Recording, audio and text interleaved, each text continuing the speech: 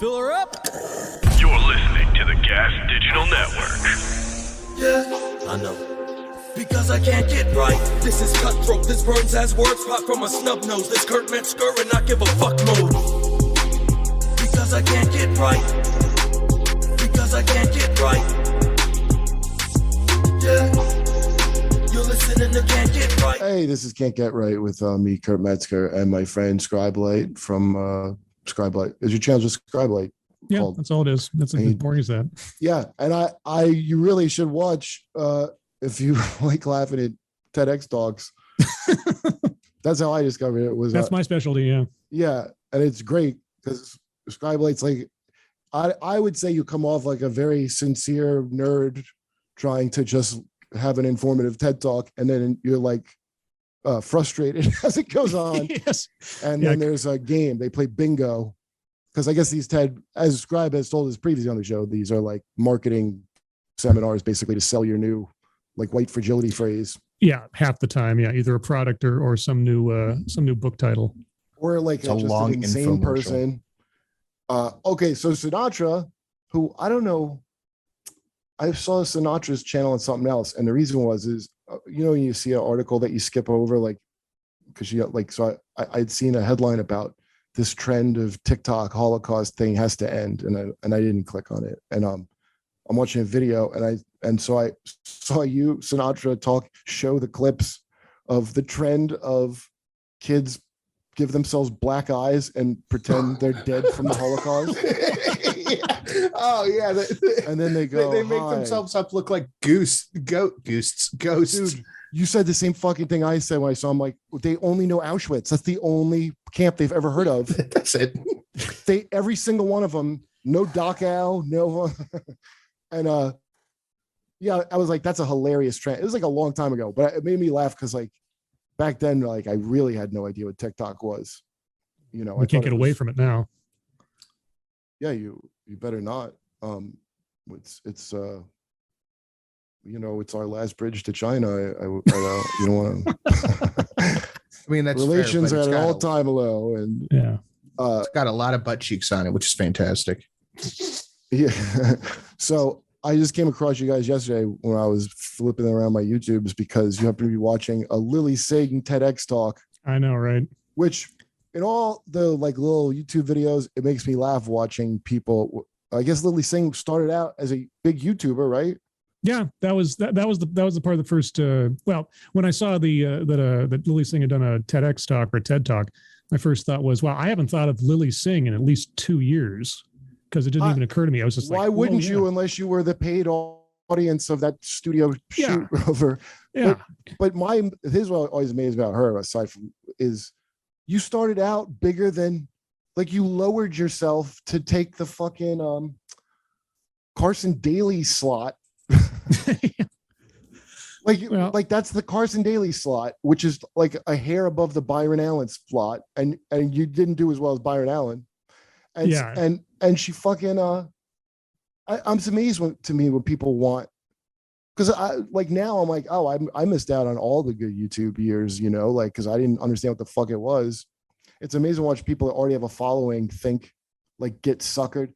Like there's something like that's my little girl's dream, and I mean this men too. That's my little dream as a little girl to be on, like who's dreaming of that, of to be fucking Johnny Carson in this day and age? I don't know, man. I've always wanted to do this in some form or another. You could do it on this and do better than the Lilly Singh show on NBC.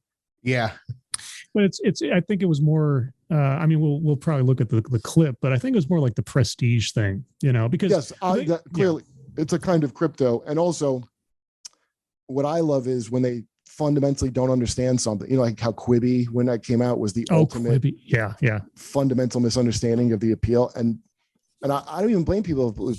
Even me and Kyle do working on his shit. It's hard to not be super fussy more than you need to be and slowing down, because part of the stuff that's good about this isn't like overproduced shit that you watch on here. That's what's entertaining. Like, that's why I saw like that Sinatra Says of him making fun of that thing. Like, it's just like a real loose without a lot of like, and that's when you realize how much of the showbiz part is just like extra packaging bullshit that you like kind of don't need. It's their attempt to eat it, you know?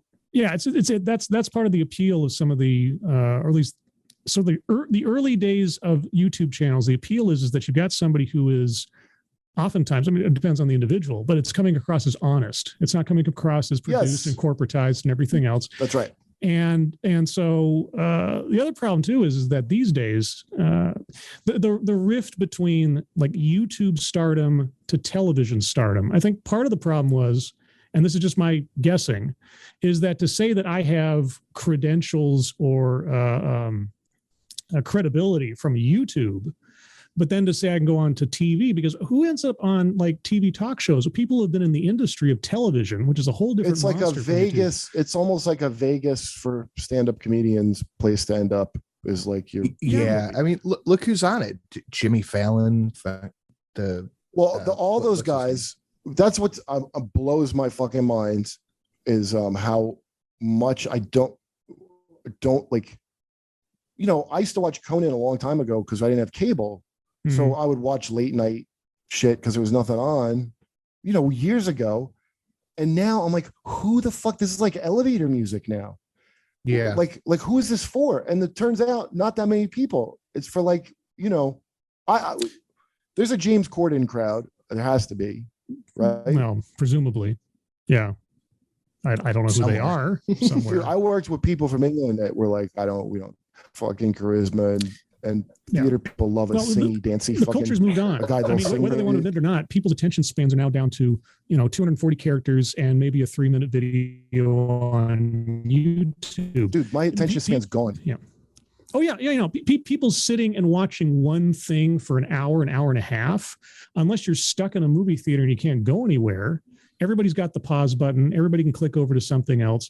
Our attention spans have been destroyed. Our ability to just take in something and enjoy performance has been destroyed. But that also means that you can make short form content and get a big audience, but that doesn't carry over into your regular network broadcast deal. And so you can't be above it all and be in it. You can't. You're like, that's not allowed at all. I can only think of like Chappelle's the only guy I can think of who could fucking muscle around a corporation as one guy, which to this day, I'm like, that's amazing that somebody's able to do that. Like, no, I can't anyone else who could really, I guess you could say Rogan, but it's kind of the same deal because once they put a lot of money in you as an investment, because you're popular, it don't matter who wants to complain about shit.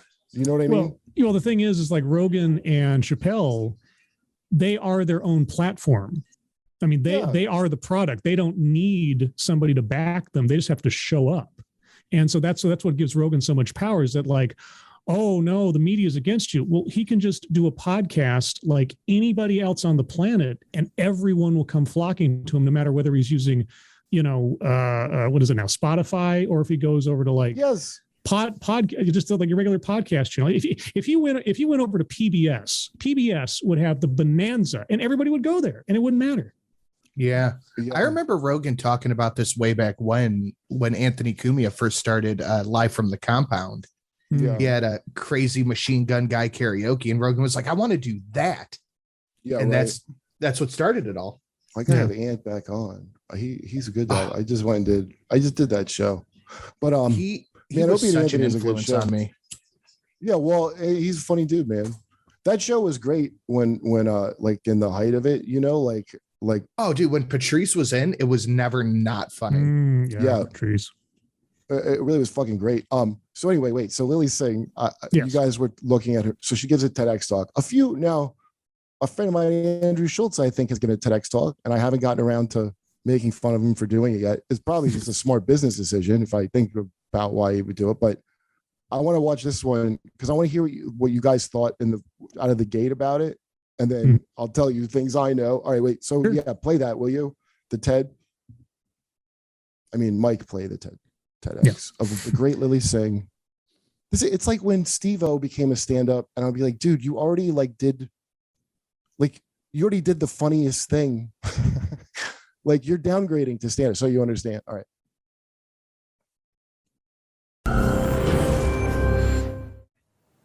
So when I was born on September 26, 1988, will you pause it? Okay. Why? What is this like bisexual Doctor Who outfit that now they all have? I got two theories. My two theories on the outfit is either A, that is the pussy hat of Suits. B, she's cosplaying as Cesar Romero from the 60s Batman show. I think that she's not even gay at all. I think this is yet another.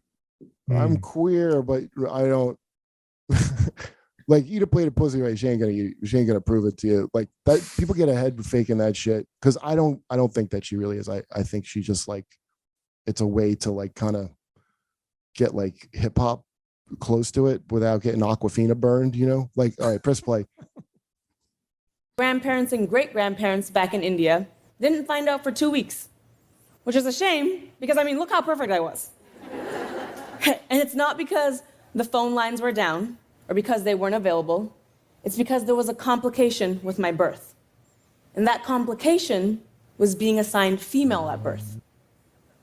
You see, because my mom had been told that if she gave birth to a daughter. That's what this is? No. That's not what this is. Okay. Is this going to have a good punchline? It's not, right? No. That's the opening move in the peppered pity party of her biography that we're going to get. All right. Is it long? Because I'll play it, but is it? Here's something to keep in mind throughout it. She wouldn't be standing on the stage right now if she didn't have the vagina bit. Well, like she wouldn't be on stage. She'd just be another mediocre bodega owner. Dude, no, she would be a YouTube making funny faces chick that are very popular. And they took that show, you know, that's what I'm curious of what she talks about the show. I'm sure it's drivel, but what I find fascinating is like, you understand they took the thing everyone liked about you and just eliminated it and forced you into a place. It's just like such an exercise in futility.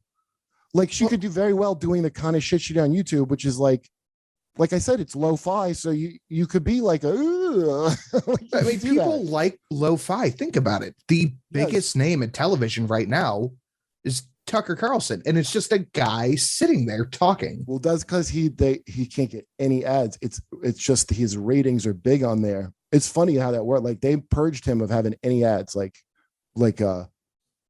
probably going to prison for treason for Russia. Yeah, I mean, that's how bad any way they can. It's just like I don't. Kyle does Tucker Carlson now, by the way. He does a really funny impression. All right. Let's just play it. I'm sorry to interrupt, but maybe this. It wasn't worth phoning home about. After all, she'd already given birth to my older sister, and this time everyone had high hopes that she would do right and have a son. Oh. But she didn't. She had me. Yeah. And so there were no congratulations or Indian sweets sent our way. Just the reality that from the moment I came into this world, I was already a disappointment to so many people. Oh my God. It's as if they had a time machine and already knew the trajectory of my entire T words are the N words of India. and life and decided that I had less to offer. And it sucked. So why am I telling you this heavy story? After all, I'm supposed to be a funny person. I have the nerve to come out here and hit you right in the feels. How dare I? Yeah, supposed to be is the operative. I'm telling you this because although this is my lived experience, it's also the reality that millions of girls face every day across every culture and in every country. No. Yeah. And I'm telling you this. We went on this too, because when she said that, we're like, wait a second. It's like, yeah, you know, there's a couple of cultures where that's endemic and, you know, individual households might have their own rules or something, but it is not common to immediately devalue a baby because they're born, quote unquote, the wrong gender.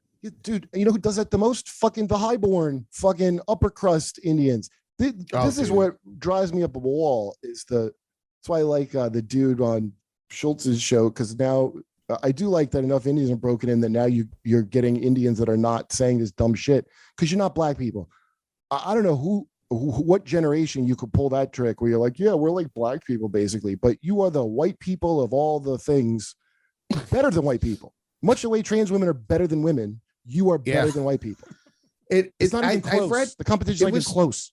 It was some stat from India where it said like, if a baby is shown to be female, half the time they'll get an abortion, just gender based. That's all over Asia in general. But here's the thing. It's not that Indians aren't oppressed. Yeah, in India. And then here, it's by their parents, which is what she just told you. Mm-hmm. They're oppressed by their fucking parents. And it's conservative. My cousins are Hare Krishna. They're not Indian, but my cousin, he married this girl who's from I don't know. They got like 5,000 religions or something crazy there, and she's from a matriarchal town, and she's a brain surgeon. She's like real smart. Yeah. And anyway, it's fascinating the rigidity. If you know people like, I don't know, do you have large Indian populations near you? Like I used to live in Jersey and like around like Woodbridge and stuff. So there's like a lot of Gujarati speaking, there's a ton of different kinds of Indian people. Mm-hmm. So I'm not sure what she is. Cleveland does, but not like that. Well, it's just like, before you talk about I'm like black people, I want to hear your parents sign an affidavit that yes, we feel we're like black people. I want to hear your fucking parents that didn't want you because you were dickless to tell me about how your cornrows are legitimate. All right, sorry, press play. Because being born into this reality set me on a lifetime mission of trying to prove myself and just feel like I was enough. What did I want to be when I grow up? I wanted to be treated equally. Oh, for the love of God. And I'm not alone in this mission. In fact, us girls, what we desperately want is a seat at the table. How old is Lilly Singh? She's young. Any of you know? She says she was born in 1988. So whatever that is. It's because I'm bad at math. Yeah. It is sad to me because she had this YouTube thing of just being some goofy chick on YouTube, which is nothing wrong with that. Big following. And now she has to transition into this shit. She has to. She don't have any choice. What's she going to do? Well, I mean, and that's the other thing too, is that I was just thinking about it. Before she had her show, I didn't even know Lilly Singh existed, right? But by that point, she had like tens of millions of subscribers or whatever. And the more I think about that, it's like how many YouTubers have millions of subscribers that I've never heard of before? They're probably countless at this point. Because if somebody's trying to sell, if the credentials someone's trying to use to get into the bigger world of, say, broadcast television or something, and you say, well, I've got X million number of subscribers, that doesn't mean anything anymore because, Lilly Singh's got 15 million subscribers and some channel that's just a close-up of people popping blackheads has 20 million subscribers. So right. Doesn't mean much anymore. Yeah. No, it means a lot of money. It's just, you lose, like, basically it's like before I made stuff with Dunnigan, I wanted to make stuff with him and just put it on YouTube like a year before we started doing that. And but he had a deal to make a pilot Comedy Central, and I was like, dude, just back out of it right now. Like, why? What are they going to add to what you already do? Like what are they going to? I'd never seen his Instagrams, and my girlfriend showed it to me, and I wanted to see more of them. I was like, oh, this is what I would have paid money to see more. And I go, just make a thing. So he went and made this pilot that they cocked up because it's not right. It's like the freeness and like they dig their grubby corporate fingers all in it. But it's not just that. I mean, that is that there, but it's also you've now put an air on it that it has to be a thing. Like you're automatically putting it in a certain kind of box when the beauty of whatever you did was that it was out of the box. Like you had your own table. Yeah, like, you built your own. And you want a seat at the kids' table because you don't know. And that's the sad thing is like all these young people, especially they got. So it is explaining a lot about her. So she's got low self-esteem from whatever weird fucking. Well, I mean, she just said it. I still have to prove myself. But that could be all of them. That's all the actors and the comedians. It's just once you figure out, they want to get you young. The shows, they saw her show and the potential that she didn't see because she was yearning to be prom queen in this bullshit. And then it's like taking advantage of you because she wasn't ready to do any kind of thing like she was doing. Well, it's some of the other motivation I have to assume. Again, I'm just guessing here, but I got to think a lot of it that her place on NBC was ridden in on the winds of Me Too and Time's Up, and NBC. Yes, NBC it's a marketing move. Yeah, yes. It's a PR thing. It's a marketing thing. So there's a lot of cynicism to go around and how she ended up there. As far as and again, I'm just being. Yeah, and don't get me wrong, dude. I'm not saying because there is. But I'm sure there's a lot of sincerity in her head about it. I know it. Dude, I know so many fucking Indian people, like, and the pressure of like you were supposed to be a foot doctor kind of shit that they deal with is crazy, and so it's like a crippling thing inbuilt in you out of the gate. So it's not even like I can't relate. Like I actually just feel bad for somebody who's like that she's a pretty girl that had a successful thing that now has to dress like fucking I don't know. I don't even know what to Captain Kangaroo. Like Captain Kangaroo. And you like at some point she'll figure it out, probably, you know. I mean, they're very good at homework, and she'll figure it out, and it'll be like, oh, because like, if I think of the amount of stupid that I was, like, just you're like an idiot to go into like any kind of show business, first of all, and the whole thing is hooking you with like that dumb. And I never even had that like that, but even with that, I still cannot believe how stupid I am to not just understand business and what. And I don't mean it's like even that's so evil. It's just like if you don't understand business and start to think, it's like when you get an award at an award show and you start to think the shit's real and not a thing to sell advertising, you know? Mm-hmm. Like, or like if you, let's say a trans swimmer beat you by 38 fucking Olympic seconds and you're right. Yeah. And do you see the second place girl in that race? Her statement, which I immediately know what this is, because she was supported. She goes, and I think it's sad that right-wing things have used this as an issue, and winning's not everything. And she said that, and she's right. It's not. It's actually the thing that you care about and why you're playing. That's the least important thing. She knew. She got consultants. A PR person wrote that, and they determined that and correctly, the thing that's important is the endorsements. Like, you don't want to win Last Comic Standing, get their shitty ass deal. You want to get notoriety from Last Comic Standing and get other shit. That's the winner. Right. She gets that. Remember Greg Louganis, who should be a rich fucking gay hero because he was a champion. And it was just, back in the Fauci days of AIDS that people, they didn't want him swimming, and he didn't get any of the shit. If he came out like 10 years ago, he would be like Bruce Jenner. He'd have money. He could change sexes if he wanted, that kind of money. Mm-hmm. Yeah. And so he got dicked out of that. So she's savvy, and her dad kind of made a little statement, but because they got people for that, because there's no way you compete at that level and aren't thinking of every little goddamn thing. So she made like a smart play, that second place chick. The third place chick can't even keep the sad face off her face.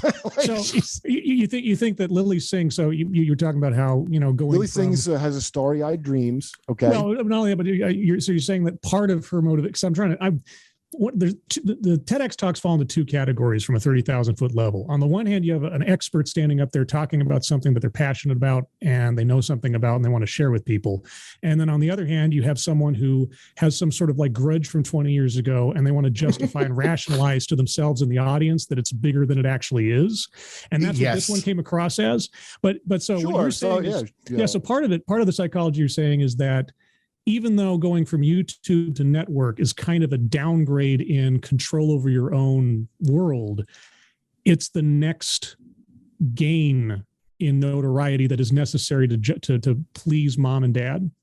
No, not mom and dad. I think she put that in her own head that's like, just like the brass ring. And I don't know, you get taught to think that way easily. Like I said, I came late to doing any YouTube stuff, like the Golden, where you made all kinds of money. I was like, what the fuck? Oh yeah. Not anymore. Those days are gone. Oh, dude, those days are long gone. I'm like, I write for like actual entertainment. I don't know what the fuck. And now I couldn't even imagine wanting to go. So a friend of mine, I haven't talked to him in a long time, but he was writing for her. He's a funny dude. I bet that job was brutal, trying to figure out what the fuck to give her to say. And then another buddy of mine's a showrunner. He's got a show on Netflix called 20 something. It's like a reality show. Like he works a lot. He's a good showrunner, but they'll bring him in because he's like reliable to like when things are in trouble. So they wanted him to come in on Lilly Singh. This was a few years ago. And he goes, all right, listen, if I did this, I want you to come and write on it. And I'm like, dude, first of all, they're gonna say no. They're gonna Google me and be like, there's no fucking way he could come within 5 feet of Lilly Singh. Yeah. And he goes, I'll worry about that. I'm like, I go, yeah, dude, if that happens, I will have to go and write for Lilly Singh with you. I promise you, I'm that confident. Because what he didn't want to really do it, so he did the thing of giving the offer that's like, well, if they pay this, I have to do it. You know, like how a successful person would treat Cameo. And so he they didn't go for it, and then like it later went.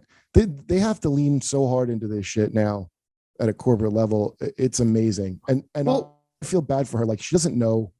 She got validated already on YouTube. And then this is like, now you're going to be the new white guy. Remember, I mean, can you imagine how proud her parents would be if she became a white guy from the ultimate thing? She talks about that a little bit when she gets to talking about the show. She's talking about like I forget the phrase, like rubbing elbows with her male counterparts or something like that. And well, the issue is they have never been allowed to fail once they sign that contract. Like on YouTube, you see what people like and don't like. If you put up a video and it gets like 20,000 views or whatever, you're like, oh shit, this one shit the bed.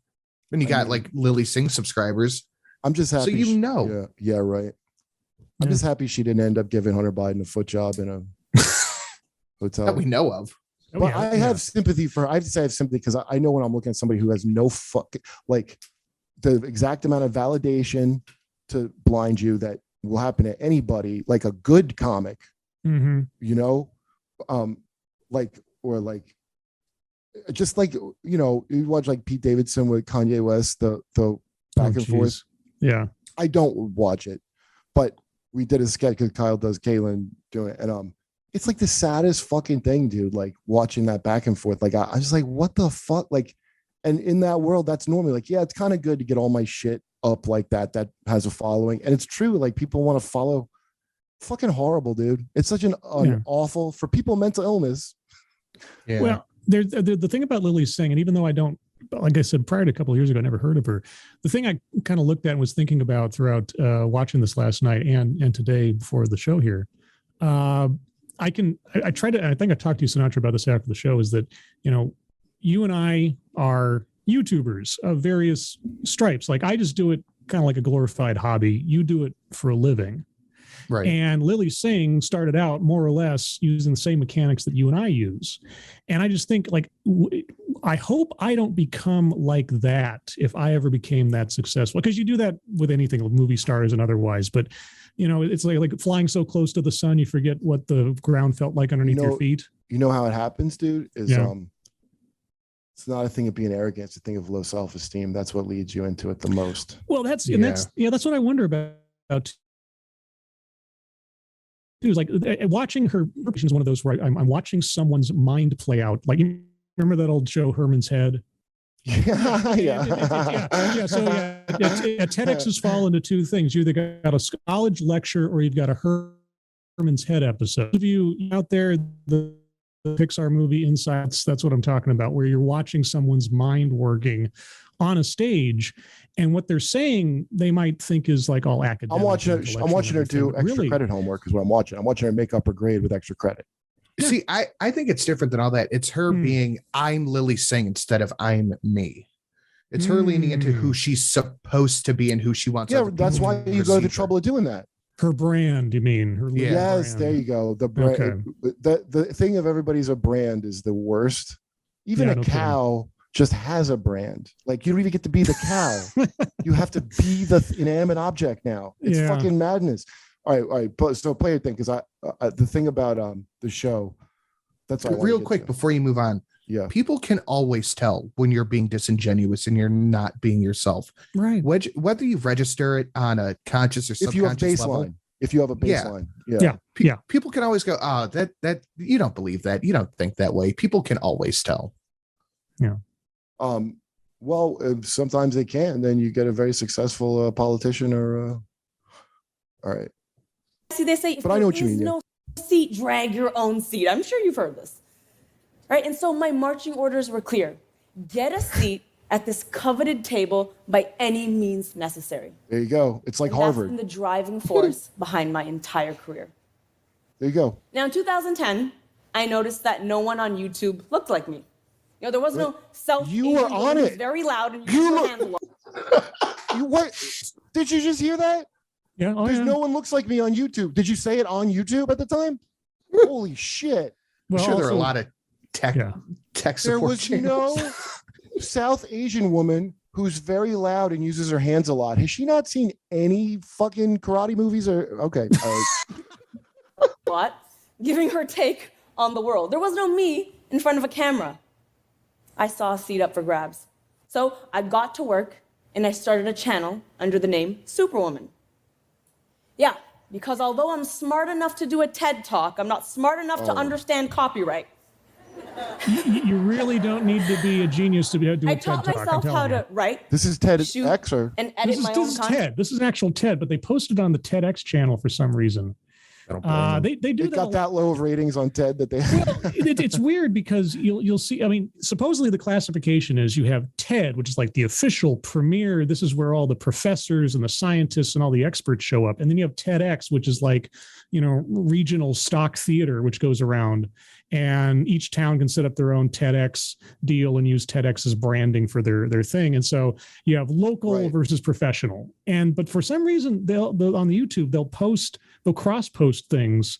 And so you really can't tell anymore what the difference is between the two brands, honestly. No, it is it is homogen. What do you call homogenized or evened out? Yeah. Oh my God.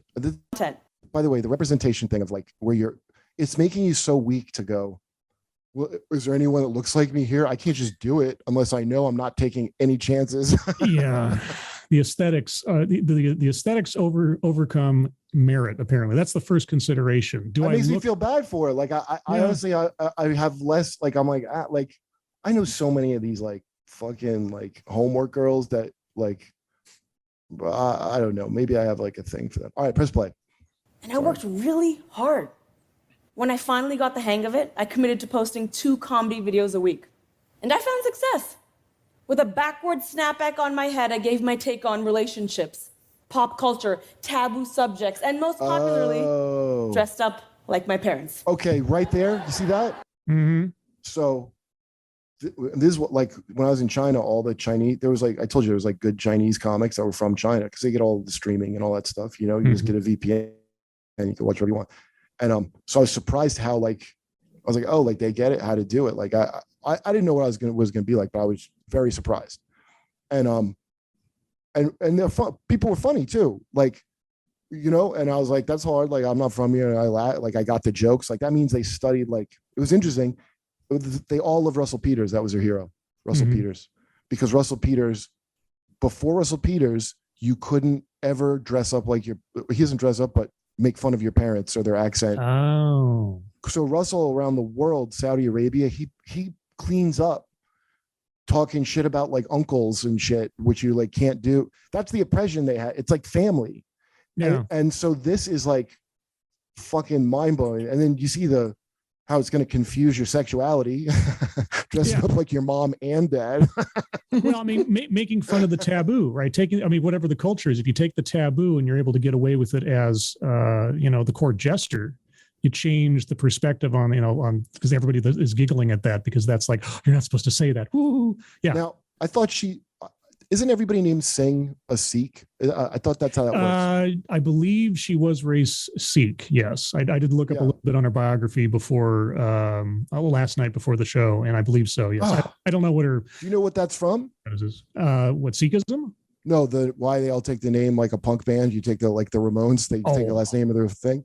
I have no idea. To be around the caste system.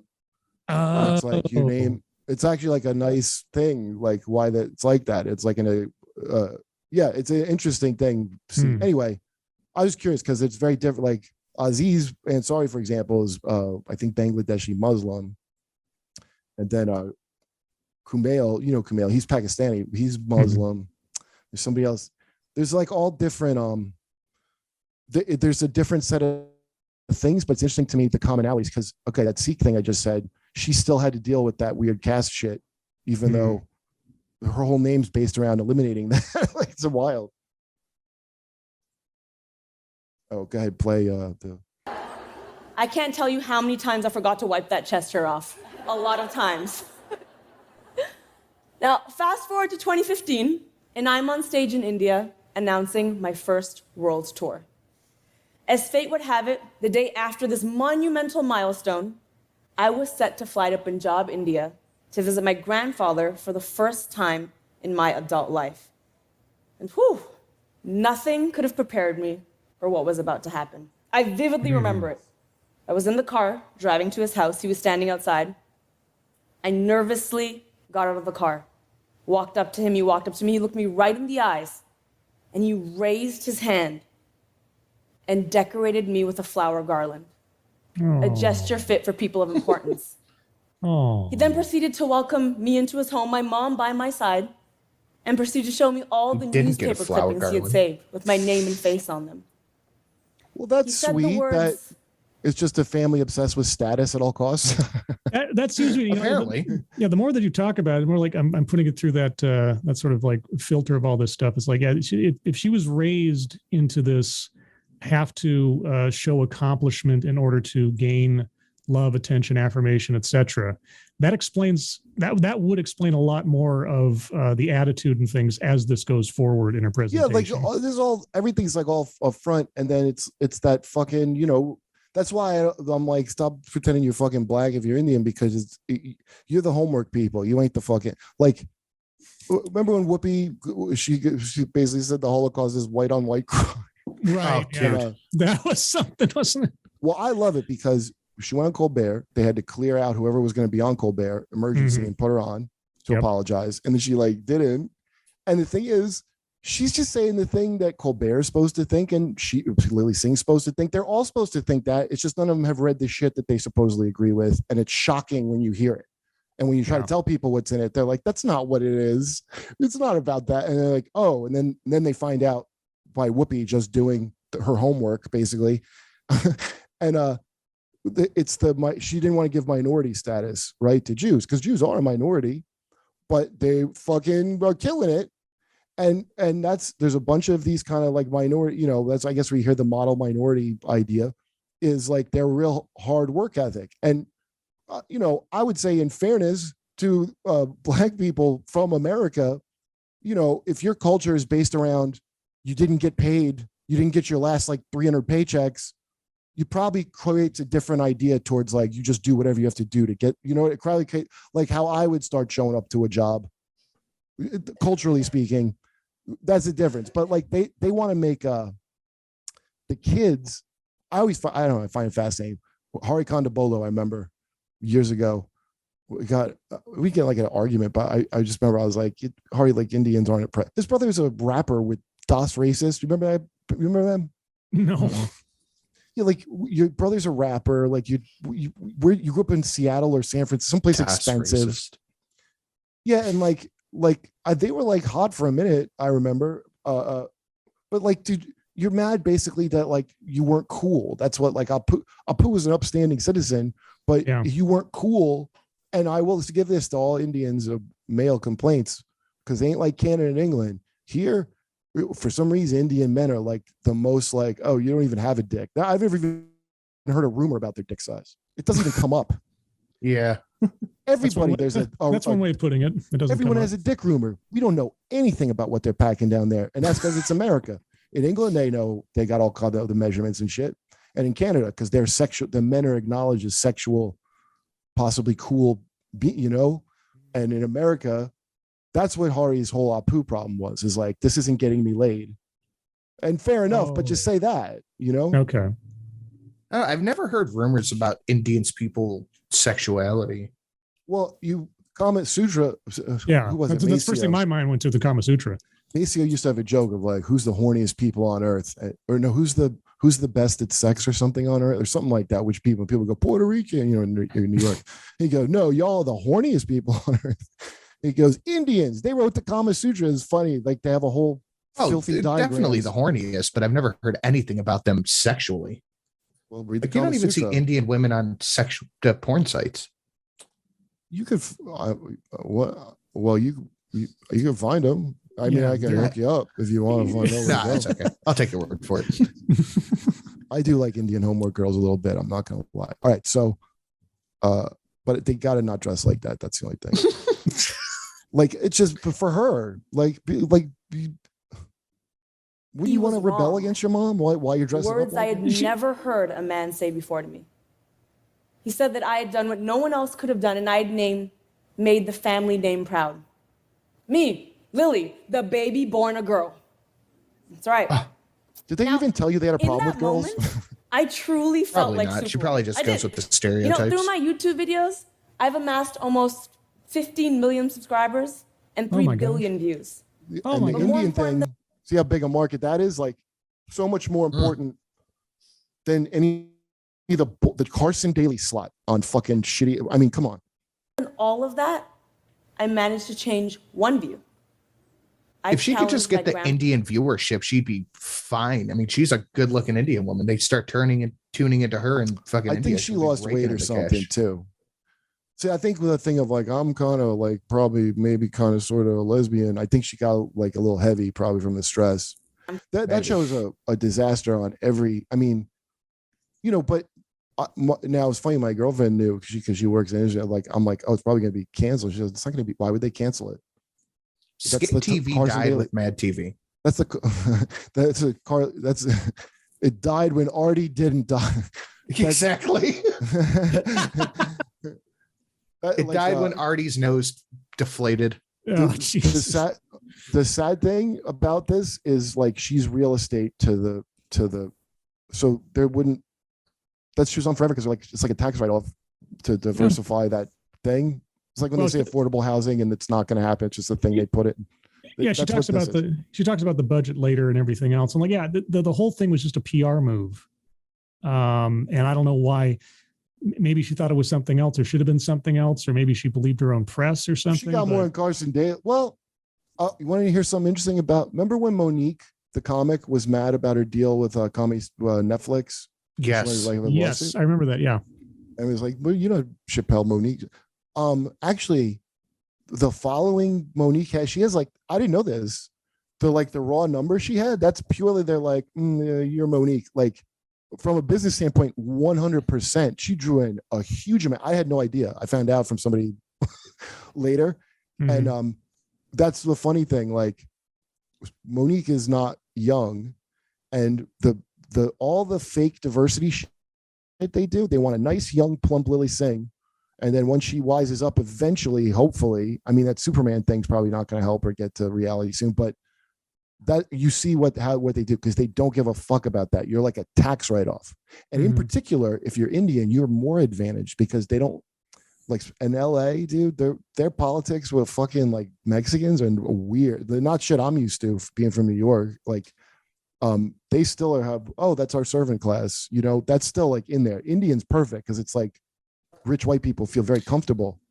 The other thing about DEI and diversity in programs, it doesn't matter what industry you're talking about, and this is just my theory after watching so many and listening to so many things about it, is that another element to it is if we institute this program, if we have some evidence that we're making an effort, yes, etc., we're also in a lawsuit.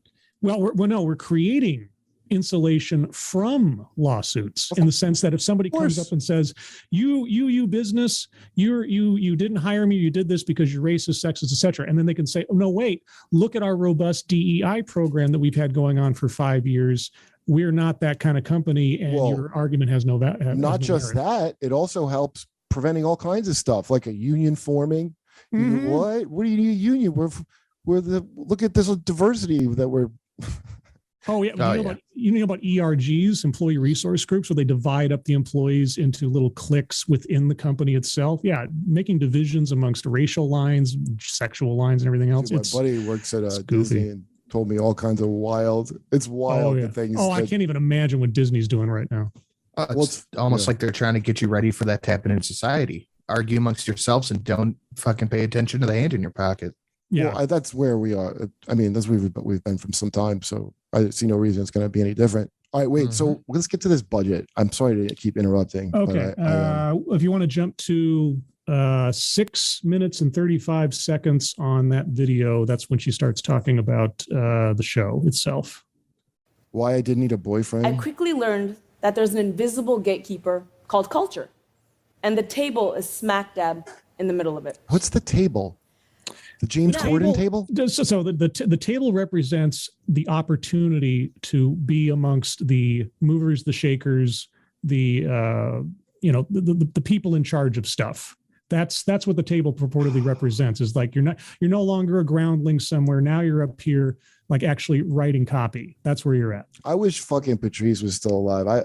I can imagine. Oh, he'd have Patrice, a field day. Yeah. Oh my God. No, but Patrice wouldn't be mean to her. He would fucking set her straight. No. I'm telling you. Like I really like there's so many things I didn't understand until just very recently that he told me years ago but I was just dull. And like I said, I wasn't particularly like, ooh, Hollywood at all. But even with that, the reason he gave me the talking to, I've already told it on this podcast a lot, but at the roast, the last time where he gave me a talking to about my wanting to be in fucking show business was, he had made it weird with the writers. And I was calling, I told him on the phone and I said something like, don't make it like, I don't remember what I said, but something like, don't do the thing that you always do. Because I didn't want, I wanted to do the roast the next year. Like Jeselnik had done the thing I was doing before and then had moved, and I was really into doing them. And I like, the writers are fucking killers on the ones I work on. Those guys are demons. It's amazing. But Patrice never would do them because he thought it was mean that it wasn't the people's loved one. Like, Charlie Sheen wanted Richard Kind on it and they wouldn't put him on. This shit like that. They want to put like our hot pick. Then they got to pick a person who's going to bomb, on purpose, like with a plan, like then they want to fucking, and it's nothing not funny. Really, Jeff Ross is the one who kind of turned it into that because he got good at roasting people he didn't know, which is unusual. And so that's what kind of made it move into that. Okay. So I wasn't too good to participate in any of it, by the way. I was like thrilled, and Patrice always refused every time they asked him because he's like, it's too mean. And he just respected Charlie Sheen for giving the industry the finger so much. He said he'd do it. That's why he did it. Oh, okay. And Patrice gave this talk in one of the last shows he did on O&A before he got or had the stroke. And it was all about Terry Crews and Mel Gibson. Dragon's Mouth thing? Oh, yeah. Belly of the Beast. Yeah. So it was basically that's good talk. That's what he kind of like. I think he would work on these talks on people.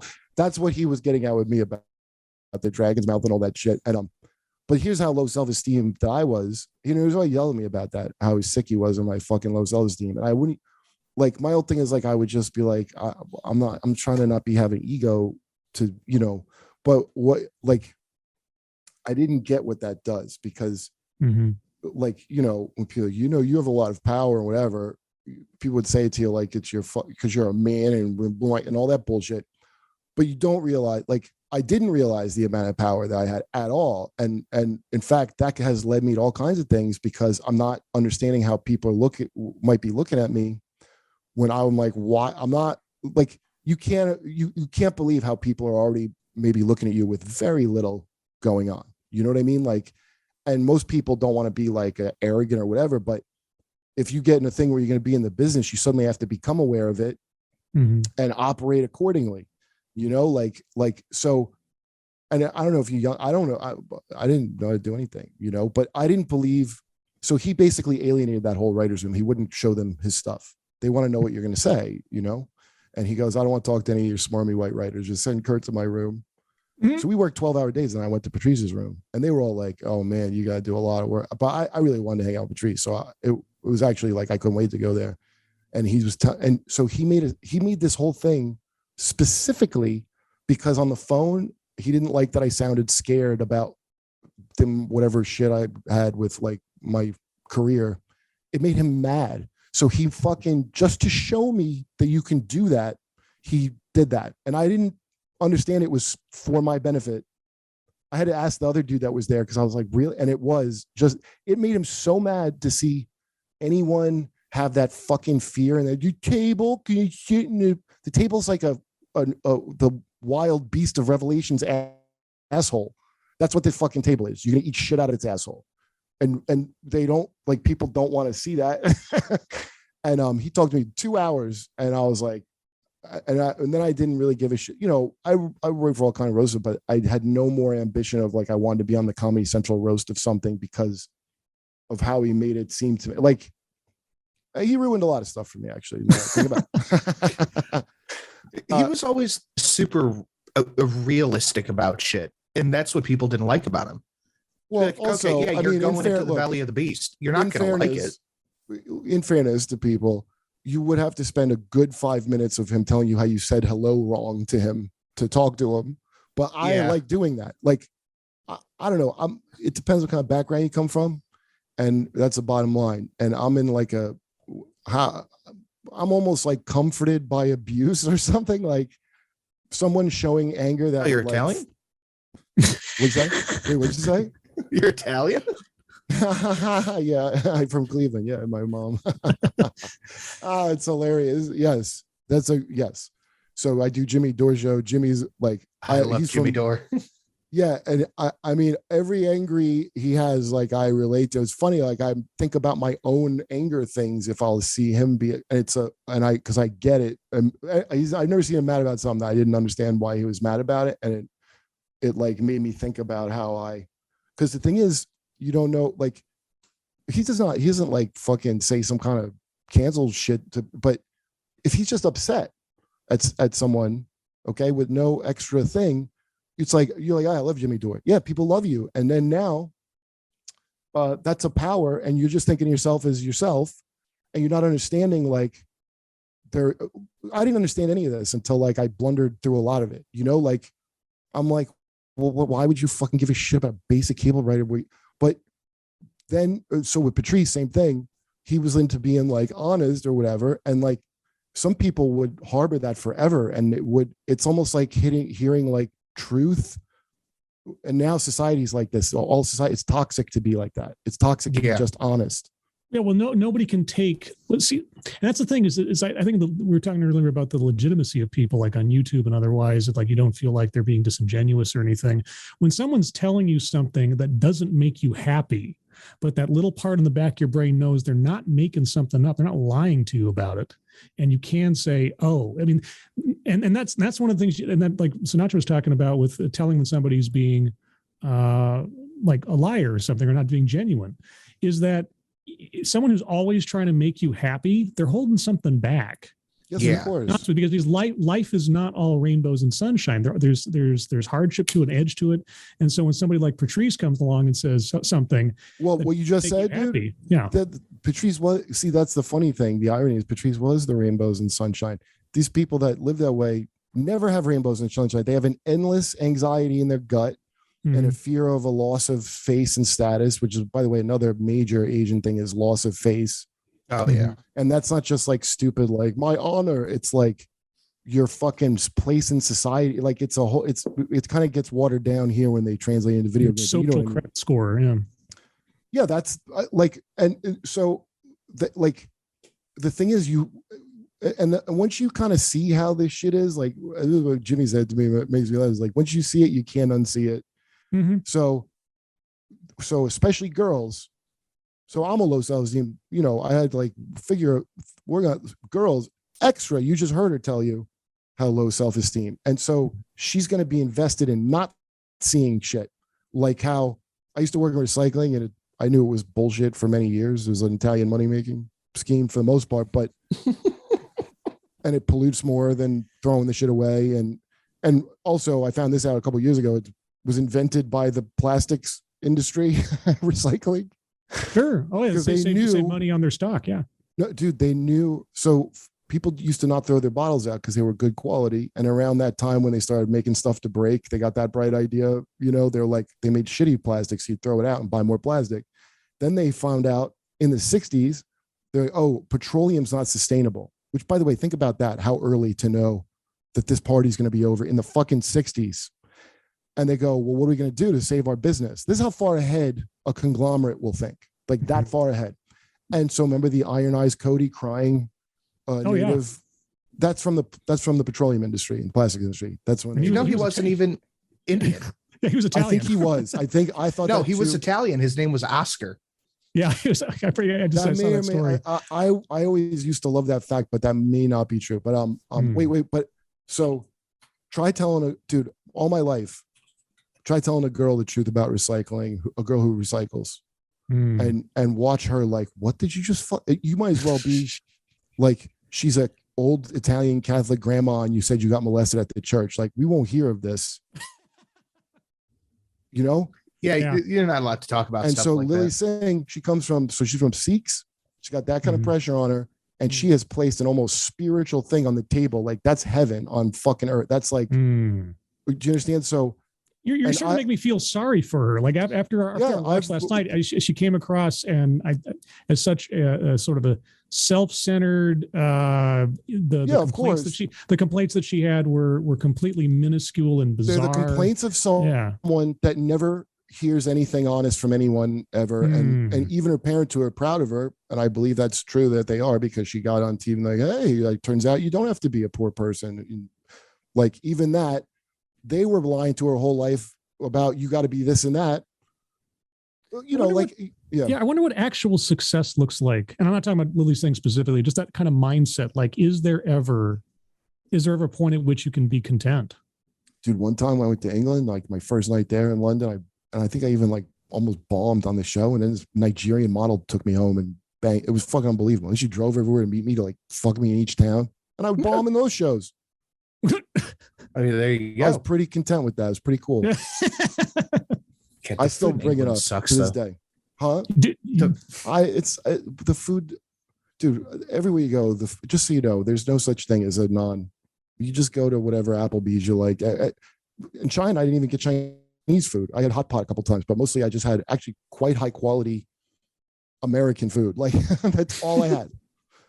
I was trying to find Chinese shit.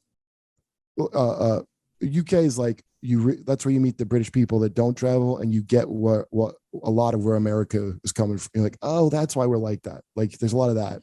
Yeah. And there's a lot of but I will say I like I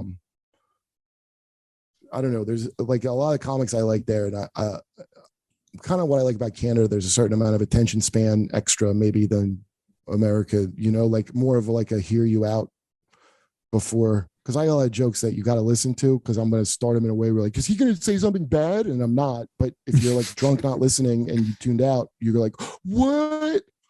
You know, like, and I don't know now. I mean, this is over the years, so maybe it's all evened out attention span. But yeah. Anyway, that's a whole. I do have sympathy when you see somebody's cage that they're in, and like no one will help them. Like, yeah. And that's the thing is Patrice was not really a mean guy at all. It was like, it burdened him to watch somebody's shit that he could tell what they were about. And like, no one's telling them, like toilet paper on your shoe. They just got, if you were phony or you're trying to but if you're trying to maintain a thing, you could not do it around him. That's the cruelty.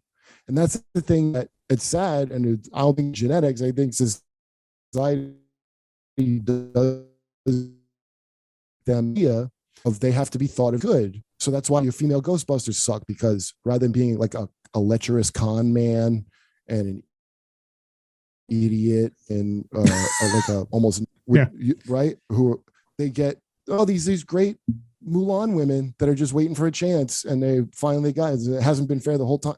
Like I could have wrote that funny shit that I would have made. Like Meg McCarthy plays a great female piece of shit, and they had all the tools there to do it, but they got to have this stupid fucking a gay man's idealized concept of what women are thing. I don't know why. Well, so does it have to be, because I always hear the complaint that female comedians are only successful because they basically do the act that men would do. Like they act like men on the stage rather than you expect women to do. Dude, like, I don't even understand. I'll tell you the ultimate bad question, but you don't see as much because I guess it's been settled science now, but it was nonstop. Are women funny? People say, are women funny? Oh, yeah. And I mean, it literally seizes my brain. Are women fat? What? Are they fat? Yes or no? Are women fat? Why? How could I answer that? Like, I don't know all the women. Like, what do I know? A woman who's funny? Yes, I do. How would that mean women are funny either way? So there's a fake solidarity bullshit thing that gets sold because that's how they sell you shit. Yeah. And then there's a guilt and the little genetic component is like that thing where, the babies come out. It's preying on like the good thing of women that's natural to be like, oh, before I try to, fix this stupid thing. Like I can see how you feel. Like that instinct, it's all preying on that all the time. So then you have to sit there and go like, yeah, no, that guy and I'm saying, I'm happy for him. That's one of the things. That's one of the things on my my bingo card for these things is if the speaker decides to collectivize their own demographic and speak as though they're speak as a representative of the whole thing, or say that this, that, and the other affects everybody. Yeah, you're like a trustee. I'm a trustee at the prison. Yeah, you've elevated yourself to some kind of like avatar for an entire swath of the population that you have no relation to otherwise, except for your biology slightly. So yeah. Dude, that Mulan thing, which I maybe weren't on air when I was asking if you knew about, was Sinatra. No. So, you saw the Hunter Biden laptop has now verified the misinformation in Russia one? It's news we weren't allowed to talk about till after the election. Okay, and I'm not talking about any of the money or even the smoking crack thing. This is the thing that fascinates me with it, where I'm like, where I find it eerie that it's not being news is.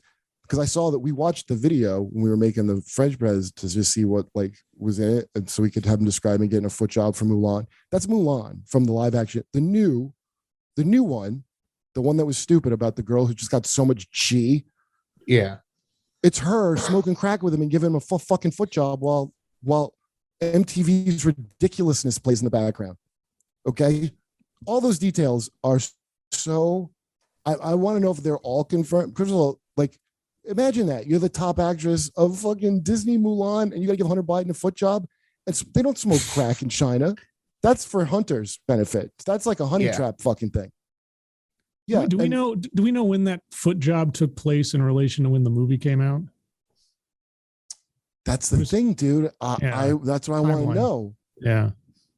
So, and every country does this. I told you that was in The Dictator, Sasha's movie where like, that's the thing that the whole rumor was with Nicole Kidman and Gwyneth Paltrow was like they fucking blew Harvey and shit. And they're like, if you're nice to Harvey, he's nice to you. Like the reason there's a culture of that is there's people who are willing to do that. And it creates a thing of like, oh, this is what's done. Like, what are you not going to? And then you have all these people that are like, of course I'm going to do the thing we're all doing. I can't not be at the table. Well, everyone's blowing me under the table. Oh, well, if that's what it is. Hey, Sinatra, do you remember the name of the politician that had like the Chinese spy that he was banging? Oh, Swallow. Oh yeah, Swallow. That's right, Swallow. What? Eric Swalwell was fucking a literal Chinese spy. Swalwell. Yeah, sorry, it's not Swallow. It's sitting U.S. He's a sitting U.S. senator. I mean, isn't Mitch McConnell married to one, or am I not supposed to say that? Yeah. So, if you go to China, I want to get these guys on that have a channel about. They used to live in China. Mm-hmm. And they're interesting because they know a lot of shit you wouldn't know about from China. That's like, but they tried to do honey traps on them at one point because they had just a YouTube talking about something, and it's like a I'm sure it's some shit of like you owe taxes or something, or like some people just do it patriotically. I doubt that Mulan really is a big crack person and foot job. Yeah, probably not. Yeah, it's so incestuous to think that Disney is literally in bed with the Biden family. Well, it's not Disney has a business interest in it, but see that part's like Mulan's giving him a foot job. Like that's amazing. That's not bigger, but that's like a government, an obvious like. I'm sure it happens all the time. I've never heard of that, by the way. This is the first time I'm hearing about that, and I live Mulan. In this sphere. Yeah, I know? Isn't it eerie? It is. Like you're like, oh, that's a thing that. Because, or it's like, I don't think this is being hidden, but nobody talked about like, Harvey Weinstein's dick fell off. And at trial, they're talking about how he has no dick and that's just buried. Like, I was like, wait, his dick fell off? Like, I remember first hearing about, she thought he was intersex at first, he from diabetes. What? I thought he shot coke in his dick, but no, it's some diabetes. Feel like, wait. Diabetes rotted off Harvey Weinstein's dick. Yep. So the testimony about I missed that one. Yeah. Do you know what he's convicted of, by the way? Because nobody specifically. I thought it was sexual assault. I thought it was sexual assault. Am I wrong? I think so, but the testimony, because I read, that's why I saw the missing dick thing. I was like, how is he without a dick? Well, I don't understand how any of this works. Honestly, I have no idea. But his dick fell off, just so you know. I mean, that plus time served. Penis. I got like dead Kennedys going in my mind. Oh, no, that's love missile or King missile. King missile. Sorry. God, I get my bands all mixed up. Yeah, King missile. King missile, detachable penis. Do an open mic, by the way. Yeah. Anyway, I had another video. Oh, okay. you guys had never seen this. I saw it in like 2016, and it was like going around the internet, and it was Vladimir Putin's birthday party. Oh yeah. So on Who Is America, Sasha had a billionaire character, and the bit was we'd ask celebrities to like be at some dictator's birthday. Like, I think they asked Mickey Rourke. We didn't use Mickey Rourke's one, but they asked him if he would come to Bashar al-Assad's son's 18th birthday, and he was going to lose his virginity to what was the model? He had a model's name. Does somebody read? And he just wants you to be standing in the background saying "Good job," keep it up. Thumbs up for Mickey Rourke on losing your virginity, huh? Yeah, and the thing is funny is they're all going to take the work, and I you hear from time to time they went and entertained a dictator. They're all going to go to Saudi Arabia, like yeah. Okay, so so this is okay. So now this is from the latest Fresh Press because it's a long number. Putin, I think you can find it. So just to decide what this is. So in this new Fresh Press, Biden tries to assemble kind of the Avengers to handle it of celebrities, and there's a whole opening and whatever. I'm skipping it. I just want to get to the Putin because we had it where Biden's giving them a briefing on their target. Okay, so we used this footage for it. Name's Peter Diedelson. He's got a cock that can make a grown rapper cry. Oh, hey, what's up? Oh, hi, Pete. How's Kimberly? Haven't gotten a call from her in a while, man. Okay, let's look at the big screen. This is Dracula Poontang. Not Poontang. The Russia guy. The evil criminal mastermind with the voice of an angel. I feel you part of me still. Gerard Depardieu. Kevin Costner. Blueberry Hill. Come claim that you will meet me. Sharon Stone. We'll see what we shall see. The wind in the willow play clouds with melodies. But all of those clouds remain when never to be. I just came. No. Now he's attacked the sovereign Haitian of Ukrainian. Here's Vice Koala Principal Hairlip to break it down for you. Hi, it's Kamala Harris. How you doing? Hey, girl. So Ukraine is a country in Europe. It exists next to another country called Russia. Russia is a bigger country. Russia decided to invade a smaller country called Ukraine. So basically that's wrong. Okay, team, I'll let you get to work. Try to have it solved by the end of the weekend. Wait, sir, what's the plan? I just told you the plan. Fix it. Get it done. So the plan is there's no plan. Sir, you built a secret bunker, gathered people with very... Press pause. Just skip. So I don't want to play. It's all people watch, but I do want to show you this one part because it's the part I love the most. Go towards the where. Okay, go back. We'll go back. So basically, Ben Shapiro's the butler. We want to make it like the funny foil to Biden, and he does that impression. Go back a little bit. Go back. So basically, he tells Fauci to get the fuck out, and Fauci leaves boosters in a banana peel, and then Ben has a transformation. Okay, good. I've got a banana, and I want to dispose of the peel. Just throw on the floor. Well, but that could be dangerous because the peel is the slipperiness of the peel. Put the box on the ground and get the fuck out of here. Guy's a piece of shit. Doesn't even know what we're on now. Okay, I'll just put them both down here next to each other. Tell it walking, pal. I just don't know my purpose anymore. With all due respect, sir, I am the butler, not a costumed hero. What am I doing here? You're here for luck, Beneford. All right, everyone gather around and rub Beneford's Frisbee hat. Absolutely not. I am leaving. This whole thing is 100% bonkers. None of you are qualified to work at a Burger King, let alone save the world. Sweetheart, look out for the banana. Beneford, look out. Banana peel. Your engagement with the banana is imminent. So if you'll excuse me, I have to go back to God. Jesus, Holy Mary, is Mother of God. Oh my God, my eye. Ow, my other eye. Did we not all see that coming? Dude.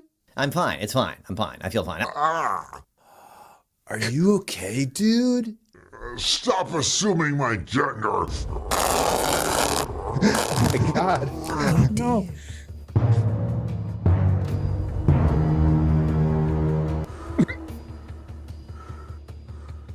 Why is whole team white? Make Wolk angry.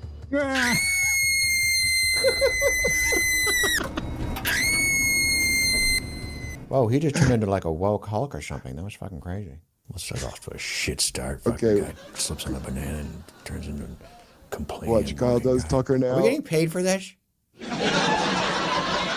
This is the whole high. This is the whole. In store, no wear mask. Make Wolk angry. Why is Ruth Bader still dead? Stop being fatphobic. That is Ben Shapiro. Now he's a woke Hulk? Why is that? Is that what too many boosters does to you? Why does it do that? I would have liked to have known. I think the American people would have liked to have known. Well, we didn't know. And where is woke Hulk now? Shouldn't we know where he is? He has to wonder. Oh no. Oh, there he is. He's hitchhiking. That's weird. Couldn't he take an Uber? It's like $10. Does he not have $10? And why did Ben's shirt rip when he transformed? Did he get any bigger? He didn't look any bigger. And why did his yarmulke rip? That was on the top of his head. Does that make any sense? And why did I stop wearing bow ties? Is it because it made me look like a time-traveling pedophile? Are bow ties just for lesbians now? Why is that? What is happening? That's hilarious. So we wanted to have. So okay, here's what the initial story was going to be, but we took too long, and it was all about boosters, and basically Biden was forcing Ben to get because the mandate failed for boosters, and they were making Ben get another booster, and Ben was like, I don't understand, I'm fully vaccinated, why do I need a booster? And he's like, why is Hunter was giving it to him? Oh. And he goes, don't worry, my boy Hunter knows his way around it. He goes, he got a summer job with Dr. Fauci, teaching him a little responsibility. And then fucking Hunter's like, don't worry, Ben. He goes, you got nice veins, by the way. and then he injects Ben when he's not looking. And then and basically Hunter, he loves Ben, and he knows Ben hates needles. So he decided to give Ben 17 boosters at once. So he wouldn't have to keep getting needles. And so then he transforms into woke Hulk and freaks out. And then it was going to be that Caitlyn Jenner is brought in, and they give her the same. It was like Captain America or something. They give her the 17 boosters, and she turns back into a man and then beats the shit out of him. That was going to be the end. She just comes out as Bruce Jenner and just fucks. And we had a puppet that was going to be Ben Shapiro, and then he thanks her at the end. That's hilarious. I love We're it. like, what could he turn into? That's like the ultimate opposite. Yeah. Bruce Banner and the Hulk hate each other. Yeah. That's great. Guys, let's take a break to talk about our good pals at rockauto.com, the online store with every auto part at the best prices, your one-stop shop for everything auto. Been in business for 20 years. They make it easy. They got the best prices. You don't have to talk to some guy with his ass crack hanging out or whatever goes on. You're trying to get service. This guy won't come out because he started a fight club in the back, and, they think it's cool not to give great customer service. You know how it is out there. It's crazy. At rockauto.com, you can find everything you need, whether you're a mechanic, an auto shop, or working on your own car, or doing weird artistic sculptures with auto parts. I don't know what you're into. I do know everyone has access to the same great prices at rockauto.com. So if you're a car guy or lady, right now go to rockauto.com and check out all the parts available for your car. You're going to have so much fun looking at car parts. You're going to want to call my other sponsor, Blue Chew, so you can get a harder erection over it. Once more, go to rockauto.com. No promo code needed, as their pricing is already that good. And when you order, make sure to tell rockauto.com that you heard about them on Can't Get Right with Kurt Metzger.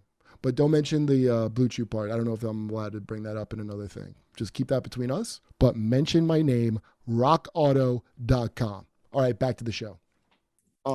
Anyway, before we go, that flew by talking to you guys. Thanks for coming on, by the way.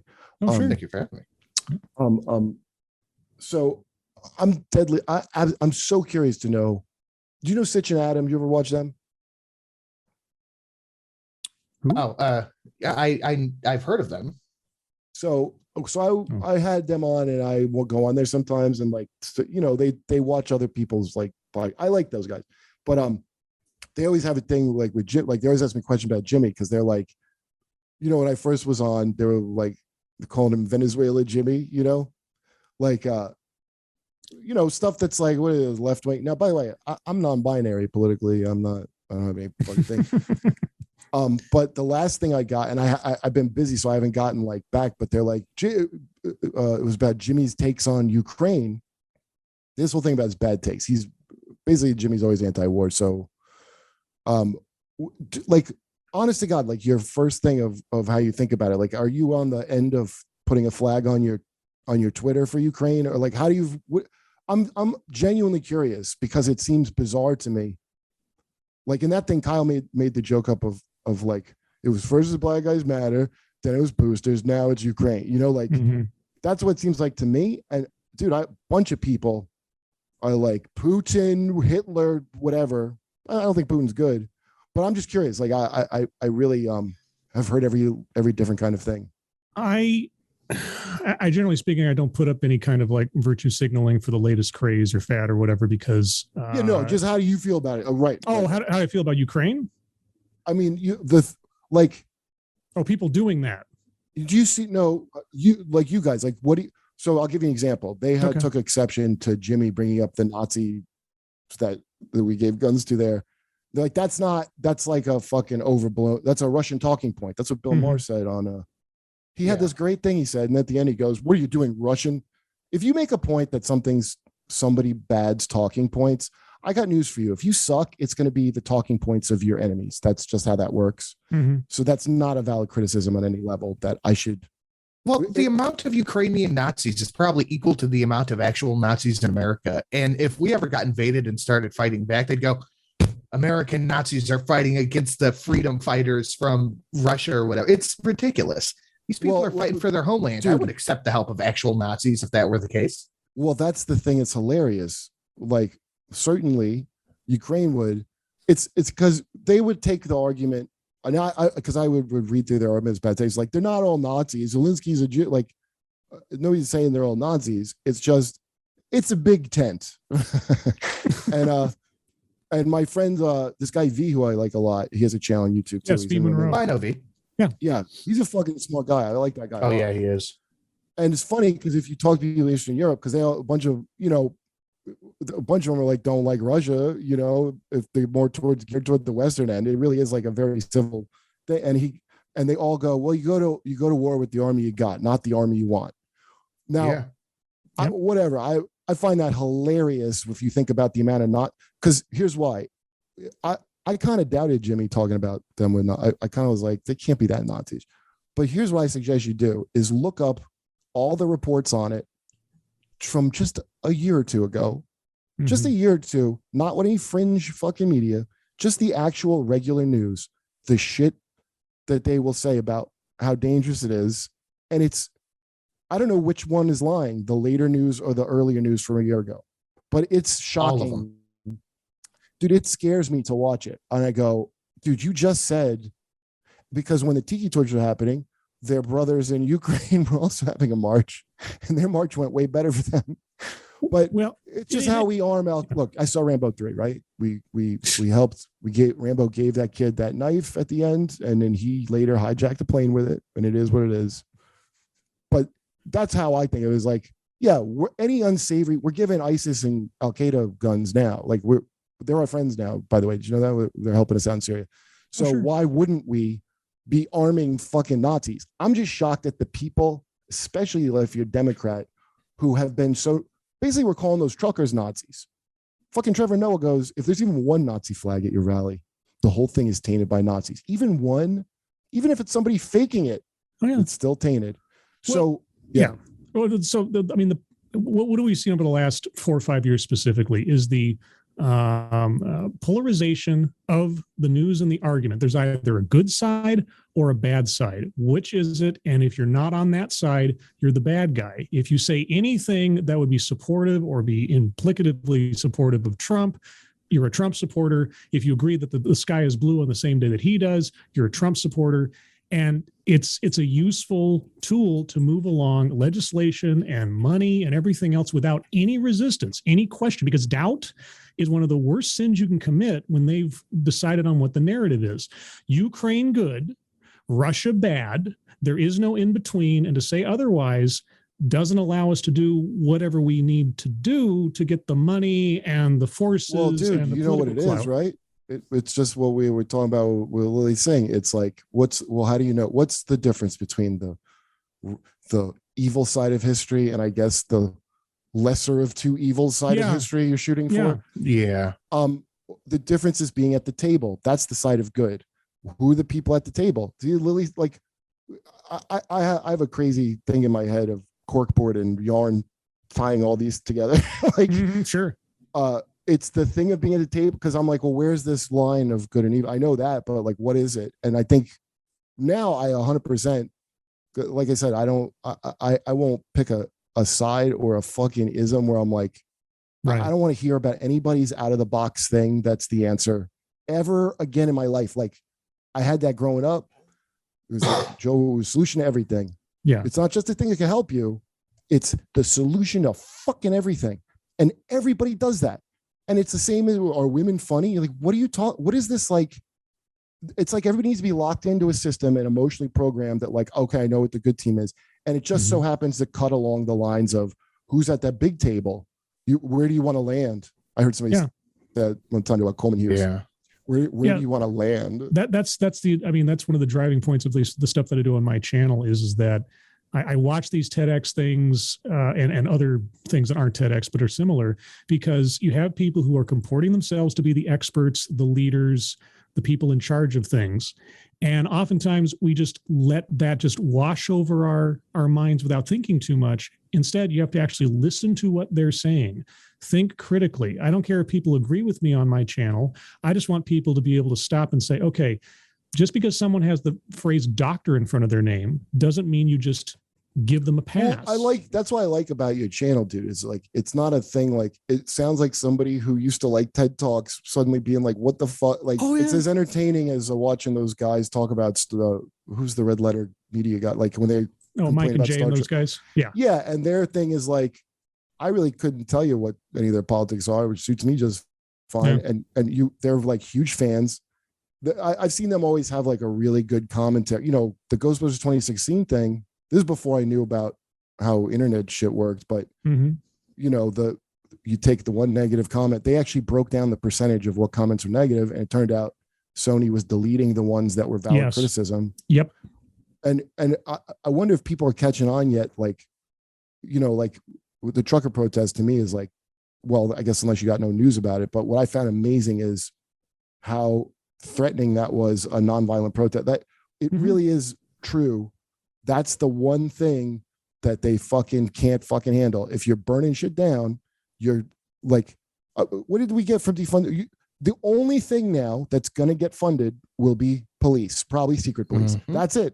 Yep. That's where we ended up. Not even like, we don't have time. We have to get guidance counselors for Ukraine to help them out with their fucking border problems. Right. And here's what shocks me is like when somebody has emotional about it, that's not Ukrainian. I mean, my friend's wife is Ukrainian, so okay, that makes sense to me, right? But people that are emotional, like, oh, Putin, like, well, you're just some average Joe here that would be concerned about how bad Putin is. And I'm like, you must be fucking doing great. You must be sitting at the table to actually be able to sit and consider the evils of Putin. Because a whole bunch of people have to consider the evils of their own areas that they live in because it's affecting them. And like, that's my thing. Like, I think what Putin did is terrible. I think he's so bad. The thing is, when I think of all these bad things he's done, I struggle to find one that we didn't match him for 100 times over that I know of personally. Well, what is mechanically the difference between what, and again, just a preamble this, because I know how it could be taken. This isn't an endorsement of Putin, because you have to do that now. I put like this trigger. Oh, well, I'm voting for Putin. I'm sorry, I should have said that before you got before you linked your name to it. I okay. Just want to make sure. You heard him say, yeah, but mechanically speaking, what is difference between what Putin is doing in Ukraine and what we did in Iraq? We came up with a very thin, very made up excuse to go into Iraq. Oh, WMD. So the Ba'ath Party were basically Nazis. I don't know if you remember that. Oh, I heard that too. Yeah. The WMD for us is Nazification for Russia. Hey, we're going in for oil, or we're not going in for oil. We're going in for freedom, and we're going to make the whole thing a mess. Yeah. So our sins as a country are not all that much different from anything. But this is the thing. This is the thing that people don't seem to understand. This is the pragmatic reality of statecraft. This is the pragmatic reality of global politics, is that sometimes there is no other option than to do something horrible. And the only thing you can do to try to rationalize it in your own mind is to make up a story where you're the hero and they're the bad guy. And that's what's going on in Russia right now. The same thing. They got to get all their media on it. Like, we're going into Ukraine to stop the Nazis. Well, because we can't make up a story with the bad guys. This is the other thing. Because this is the other thing that scares me is I watched a bunch of different stuff on. I always watch this guy, John Mearsheimer, who does these lectures. I was watching for like a while. So that was kind of probably where I was getting most of the information about it. Like, he's got a bunch of talks on there that just come up in my feed. He's an interesting guy. And the thing is, if you like start looking into it, as it turns out, there's a lot of shit we don't have to do. It's just that, like, I'll give you an example. My buddy who was in the Navy and was in the war, and I always joke like with him, like, what are you even doing there? Like, you're the exact opposite of what we need in a desert. Like, bring your flippers back on the boat and go. But what they're doing, I'll tell you what the Navy's they're doing. They're guarding private property of major corporations is what they're doing. Yeah. And him telling me about the people, they're like, what? This is what we do? And their commanders are, all right, Northrop Grumman wants us to go to that's how they talk. It doesn't have to be, it only has to be that way if a certain very small amount of people are going to continue, like, forget about just money. They're going to have like their progeny is the fucking future, like your future Chelsea Clintons who get $1 million job for no reason, or take your fucking pick, and they're small. They're the chumps compared to the fucking actual people. Oh, yeah, they're a tax write-off. Yeah. And so, like, every time here's what sucks about it with Jimmy's show is like having to learn about new things. And like, I love this guy, Jake Tran, on here too. That's the worst feeling. You're way into a point and then it just flutters. Yeah, you lose it. Wait, but why was I bringing up Saudi Arabia? I fucking totally. Oh, the fucking petrodollar. I only heard of that 2 years ago. I've never heard of it my whole life until 2 years ago. Did you ever heard of petrodollar? Oh yeah. Well, I didn't know what it was. Do you know what it is? What is it? Well, I mean, isn't it the trading of oil between countries on a sort of a separate market? It's its own market on the side. Saudi Arabia has agreed that they only sell oil for American dollars. So if you want to buy oil, which everybody does, that's you what have it was. to change it to American money. Right. And it's such a hassle that they tend to buy all their other needs in American money. It's just handy while you're there making American money. And so it's not that our money is based on nothing. That's partially the house of cards is that. That's why you'll find a lot of coincidence of people going to fuck with the petrodollar and suddenly they got to go. Countries, like, it's amazing how they all have that in common. You're like, why do they pick some and not others? But dude, they just were floating. That dude's pissed. Whatever we fucking criticized him about, or MBS or whatever. Like, yeah, we might go with the yuan, the Chinese yuan, instead of the. If that happened, I can't imagine. I can only see World War III happening, because I can't imagine that the people in power are like, oh yeah, we're gonna let the dollar collapse and fuck us, and then it's World War III, no matter what. That's my dumb guy impression of it, but I can't think of another thing that would be if that were to ever happen. It's probably accurate. That's the scary thing to me, not the fucking. People don't understand just how tenuous a situation we are constantly under all the time. There was just as one sort of anecdotal story during I think it was the Cuban Missile Crisis. There was one submarine officer in a Russian sub. The captain got some kind of order saying to fire a nuclear torpedo. Right. And the second guy on the sub was like, wait a second, we need to wait a second because I think that message might be incorrect or might be. Yeah, I remember that story. Yeah. Yeah. And so that one guy stopped World War III because that Russian sub captain was ready to fire that atomic torpedo, and that would have lit off. How many times do you think that's probably happened? That's just the one dozens. you heard about. They're recorded. There's of those that have been declassified, there have been dozens and dozens of instances where something happened, some mistake in a plane going across a borderline, some missile test took place and somebody almost mistook it for an attack. This has happened tons of times. We have come so hair's breadth of absolute catastrophe so many times. And right now, when this all started, somebody described it as this is the second Cuban Missile Crisis, and they're not wrong.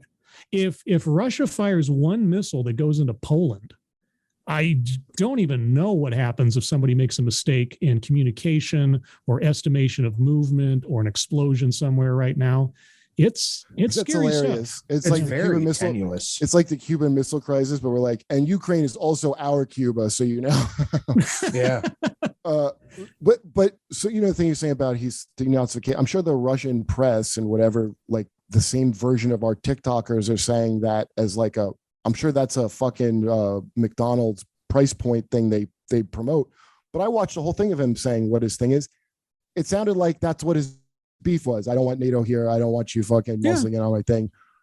What I don't get is like the only response here, they're like, oh, so what? Okay. And then, because it's not like it sounds like he's just doing the thing that he said he was going to do. And the two arguments are, well, obviously we're going to expand NATO, dickhead. What are we going to not expand NATO? And now my guess is why we have to keep expanding it is because of the, I can't remember the name of the guy who wrote it, but he had like musical chairs. Like, one, we want to sell natural gas to Europe. But first of all, everybody should think about how does this affect oil first before you even look into any motives of anybody. Just what are the pipelines, relevant pipelines, and what is the fucking share? Because now, did you see the story that we're going and sucking Venezuela's dick? That's embarrassing. Oh yeah. I was joking about. I'm like, imagine they're like. Like, hey, Maduro, like after all that shit. And he's like, I don't want just Juan Guaido. Isn't he the president? I don't even know where the oil is. Like, it's like Firefest. It's like the gay guy in Firefest that was going to go suck a dick. We had to send that guy to save the company. Yeah, no, Ukraine's got, they just, within the last 10 years or something, they discovered some gigantic oil deposit under Ukraine. The problem is Ukraine doesn't have the infrastructure, the money to extract the oil and gas from the territory they have control over. But Russia does. And so part of it is, and this is that's interesting. Yeah, no, seriously, no, I'm not making this up. And thank God we put our biolabs there. Well, but part of my conspiratorial brain is that you've got Russia, whose their population's declining. They're not having as many kids as before. Yeah. They're losing prestige bit by bit, year by year. If Ukraine is allowed to become independent, obviously, like so many other places, that encourages other parts of, like when Britain left the EU, the big fear was, oh, well, if Britain does it, then maybe France will leave, or Portugal or something. And so they have to lock up what makes Russia valuable to the rest of the world, and that is oil reserves and power and energy, because that's the only thing going for Russia is the economic benefit of their ability to power Europe that has depowered themselves in favor of Russian oil. They got rid of, I think Germany got rid of all their nuclear power plants. But they only did that because they're not that close to China. Well, there's that too. Yeah. So yeah, Ukraine represents Russia's ability to lock down their energy monopoly on Europe further into the future than they would have otherwise. And it also, like you said, it creates a barrier, a buffer between them and NATO, because this is the thing that people don't understand. There's individual countries, like France, Spain, America, etc. But NATO is like this umbrella country, this umbrella agreement. I think now people are catching on to this thing of like where it's not. I had Leo Kurz from Lotus Eaters on my show, and he's a comic over there, and he's like right wing, right? And he was saying all the free market thing, all the things. And I brought up that surprise billing thing from hospitals that they didn't get rid of. They're supposed to, where you have insurance and then you just get like a $10,000 bill because your doctor went out of network and you get fucked. Exactly. They were going to stop that. And then thanks to a bipartisan last minute effort, didn't get that one through. Of course not. And I brought it because whenever they say that, I'm just like, okay, just what about that? And he goes, what? Wait, not healthcare, obviously. He's a right wing guy there. And he was like, you just have to have healthcare. That's their right wing, that's not even a question that you would have fucking healthcare or go through any of that. And it's amazing. Like, to me, that's the disconnect of saying the things, not that I'm against free market, whatever.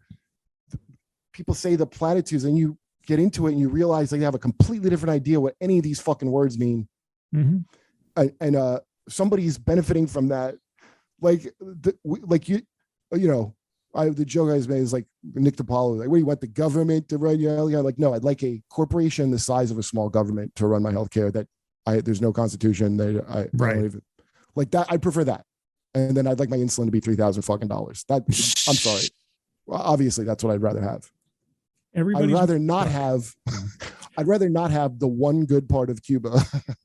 Yeah, no matter what, this is one thing people have to start thinking about. No matter what happens, somebody's making money off it, whether it's good or it's bad, it's up or it's down, there is a market. So right now, I can't even imagine how many little places, companies, countries, etc., are rushing to fill the gap created by cutting Russia off from the rest of the world. Because the things Russia was doing for people up until all these sanctions, there's a market now. And everybody's going to be eating away at Russia's market share. Fucking Rumble or something. Yeah. Dude, all the countries we canceled are getting together now. I know. That's what sanctions are. We canceling you, Cuba. That's what that is. That's why elites love it so much. They love fucking sanctions. And sanctions to me are fucking terrorism, because what's the idea? You're going to make the population unhappy and hope that they start a civil war. And that's crazy. We starved. That's what I said on Twitter, is they're just kind of pressuring the country into going to war. And their cats. And like, that's the whole, like, I don't even know how people, it's like how they don't know what a no-fly zone is. Like when they ask them, God, that is so ridiculous. People pushing for that. It's like, think about it for a second.